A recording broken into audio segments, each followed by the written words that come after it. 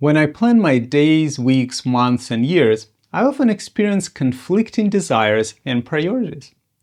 In this video, I'll share with you a 4-step process to resolving this inner conflict.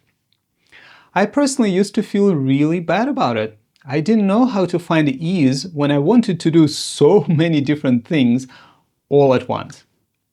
Part of me just wants to sit at the beach and do nothing, or maybe go scuba diving.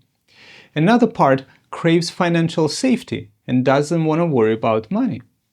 Yet another part is interested in large-scale customer success and support operations and working for a global corporation. And then there is a part of me that wants to go on a 6-month solitude meditation retreat. And then after that, only teach mindfulness. So what are your wants and needs? Based on the internal family systems method of therapy and conversations with my friends, teachers, and students, I realized that this is a very, very common human experience. We're all made of parts with different interests and priorities. Parts that we accumulated throughout our lives. Maybe as a teenager we liked music, and that interest is still alive. Or maybe we loved the outdoors and wanted to be a guide, but then we got a degree, became a lawyer, got married, and now we have a family to support. As a result, the outdoors part of ourselves doesn't get much attention or much time to spend outdoors. Our parts don't really go away, and the parts that don't get what they want, they start feeling upset and create a conflict in our system. So how do you resolve this? How do you prioritize your time and plan your life in a way that allows you to feel ease rather than constantly being pulled in different directions and constantly feeling inner conflict? Here are 4 steps you can take. Step number 1, acceptance. The first step is to realize that there is nothing wrong with you for having all these interests and conflicting desires. It is absolutely normal for a human being to feel this way. If you notice that you're judging yourself, or if you feel resistance or shame, please try to let that go. Don't believe this inner voice. These are just thoughts. Just feel the resistance, feel the judgment, but don't allow it to influence the next steps. Please acknowledge how you feel. It's truly normal. There is absolutely nothing wrong with you. Step 2, hear your parts out. Do you know what every human being wants the most in a conversation? And no, it's not to be right. It's to be seen, heard, and understood. Seen, heard, and understood. The same is true for our internal parts. Our inner world can't find balance when we bottle parts of ourselves up and refuse to listen to them. When we do that, we end up feeling pressure and a need to explode from time to time, or we fall into depression. So the next step is to allow each part to express itself fully. Let it tell you its story. You can ask it, how do you feel about my life right now? What do you want to do? And most importantly, what do you want to feel? What do you want to feel?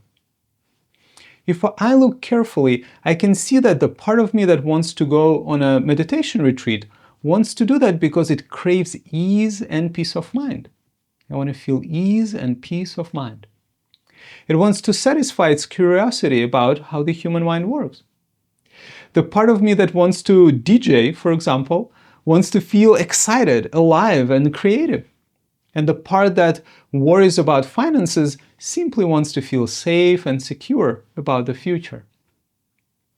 To let a part speak freely, please sit for a moment, really feel this part of yourself in your body, and then ask it the 3 questions I mentioned earlier. How do you feel about my life right now? What do you want to do? And how do you want to feel? Please notice if there is another voice judging this part and try to set it aside.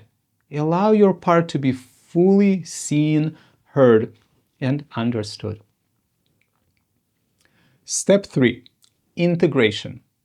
Once all the parts have spoken, and this might take a few sessions, it might take a few weeks, take a break for a couple of days.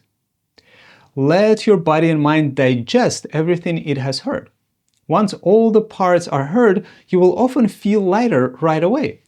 Part of the pressure we experience comes simply from the fact that we don't allow these parts to voice their needs. Letting the parts speak releases the pressure valve and creates an opportunity for natural recalibration. Step 4. Clarify and negotiate.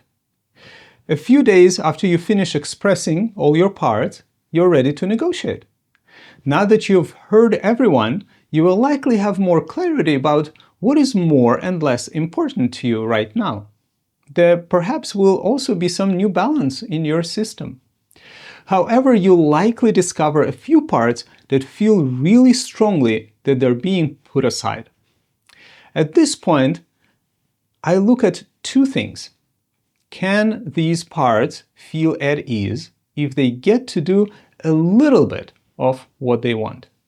Can these parts that feel like they're set aside do a little bit of what they want? For example, if a part of you wants to be a wilderness guide to feel connected to nature, but you need to keep your job and support your family, can this part be satisfied if you take your family camping once a month or maybe once a quarter? Or maybe even walk in the park during your lunch break. Can that be enough? Another example, for the part of you that wants to sit on the beach and do nothing, can it be satisfied with a weekend trip to the coast, or simply some dedicated alone time once a week? Maybe you can't go for a 3-month trip to Asia right now, but you can take a few days off and go somewhere you haven't been yet to satisfy the need for adventure. If you're like me, you can't satisfy all the parts. There are too many conflicting interests. But you can make adjustments to your life that help these parts feel seen, heard, and understood. And that makes all the difference. Too often we judge ourselves for having what looks like conflicting or unrealistic needs. We say, I'm being unrealistic, I need to grow up, I need to stop dreaming, I have a family to take care of. It's not kind and not helpful to treat ourselves like that. If that is how you talk to yourself, you will never experience peace of mind. The difference between inner peace and constant conflict is in our ability to hear all the parts of ourselves out with kindness and compassion, and then prioritize our life based on what we learned. Healthy prioritization sounds more like this. Every part of yourself needs to be respected because it is there. And by respecting, I don't mean acting on every desire. I mean acknowledging it, hearing it out, and then deciding what to do. And finally, don't forget to revisit your priorities from time to time. We're not fixed people. We change all the time. Check in with your parts, maybe weekly or monthly. See how they're doing, and if anything needs to be adjusted. Good luck, and reach out if you need any help.